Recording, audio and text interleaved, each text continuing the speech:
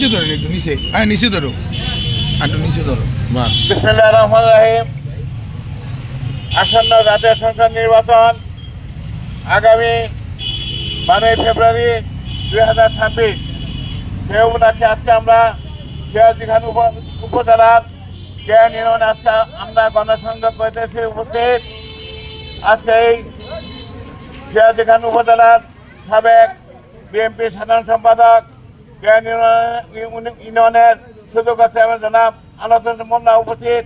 এই এলাকার মাসদের সকল মুরব্বিয়ান এবং যুবক ভাইয়েরা, আসসালামু আলাইকুম।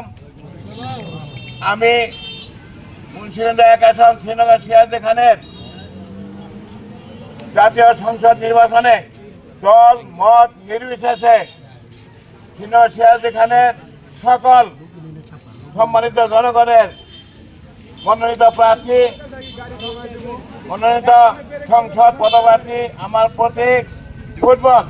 আশা করি ইনশাল্লাহ শ্রীনগর সিরাজদিখানের 28টি ইউনিয়ন আমরা গণসংযোগ করেছি। ইনশাল্লাহ উৎসাহ উদ্দীপনা মানুষের মাঝে এসেছে। কেয়ান ইউনিয়ন থেকে আমি আশা করি বিপুল ভোটের ব্যবধানে আমাকে ইনশাল্লাহ নির্বাচন করবেন।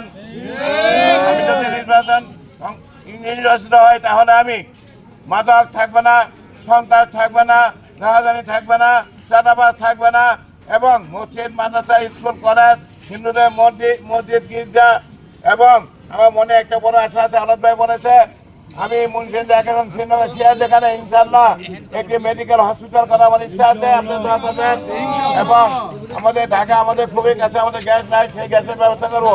আমার জন্য দোয়া করবেন। আমি আপনাদের সকলের জন্য দোয়া করবো। আগামী 12 ফেব্রুয়ারি আপনারা বিপুল ভোটের ব্যবধানে ইনশাআল্লাহ ফুটবলকে আপনি বিজয় করবেন। সবাইকে ধন্যবাদ। আসসালামু আলাইকুম।